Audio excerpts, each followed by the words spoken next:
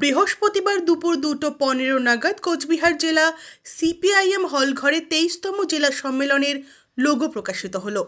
আজকের এই লোগো প্রকাশে উপস্থিত ছিলেন সিপিআইএম নেতা জীবেশ সরকার, অলোকেশ দাস, কোচবিহার জেলা সিপিআইএম সম্পাদক অনন্ত রায়, তমশের আলী সহ অন্যান্য সিপিআইএম নেতৃত্ববৃন্দরা। আগামী 3রা ও 4ঠা ফেব্রুয়ারি কোচবিহার রাসমেলা ময়দানে এক বৃহত্তর সম্মেলন হতে চলেছে, আর তারই প্রস্তুতি হিসেবে আজকের এই লোগো প্রকাশিত করা হলো। আজকের এই লোগো প্রকাশ আজকের কর্মসূচি থেকে বিভিন্ন প্রস্তাবের কথা জানানো হলেও সাংবাদিক বৈঠক করে মূলত নারী নির্যাতন, শিশু নির্যাতনের বিরুদ্ধে প্রতিবাদ, উত্তরবঙ্গ রাষ্ট্রীয় পরিবহন নিগমকে বেসরকারীকরণ করার ষড়যন্ত্র, কৃষকেরা ফসলের ন্যায্য দাম পাচ্ছে না, আরও অনেক প্রস্তাবনা রয়েছে তাদের। আজকের এই লোগো প্রকাশ কার্যক্রমে কি রয়েছে এই প্রস্তাবগুলিতে শুনে নিন। কোচবিহার জেলা কমিটি 23তম জেলা সম্মেলন আগামী 3রা এবং 4ঠা ফেব্রুয়ারি আমাদের কোচবিহার শহরে অনুষ্ঠিত হচ্ছে। 1 ফেব্রুয়ারি 2রা ফেব্রুয়ারি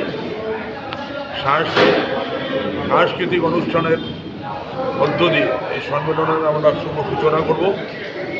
আর সমস্ত সম্মেলন রবীন্দ্র ভবন আমরা পাইনি, নাট্য গোষ্ঠী যার প্রায় 10 তারিখ পর্যন্ত ওরা নিয়ে নিয়েছে, এবং ইন্ডোর স্টেডিয়াম সেখানে দুদিনের জন্য প্রচুর টাকা ডিএম যেটা চার্জ করেছে, ওখানে সম্মেলন করা সম্ভব নয়।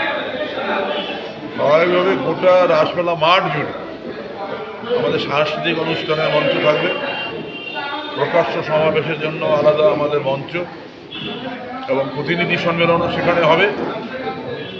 সবটা মিলিয়ে আজকে আমরা 23তম সম্মেলনে আনুষ্ঠানিকভাবে এই লোগো আমরা এখানে প্রকাশ করি। দাদা, জেলার মূলত কি দাবি উঠে আসছে? সমাবেশটা হচ্ছে আমাদের সময় 12টা।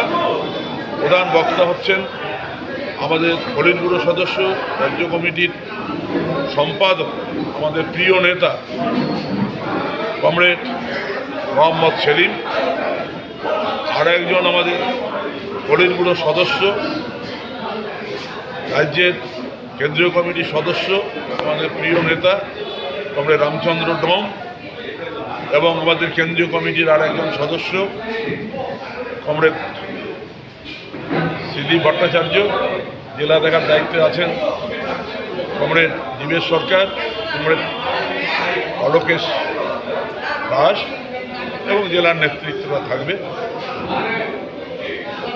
এই ঘোষণাটাও আমি রাখলাম। আর আমরা জেলার উন্নয়নের স্বার্থে আমরা প্রায় 10-12 দফা দাবি মূলত এটা নিয়ে আমরা এই কর্মসূচি আমরা নিই।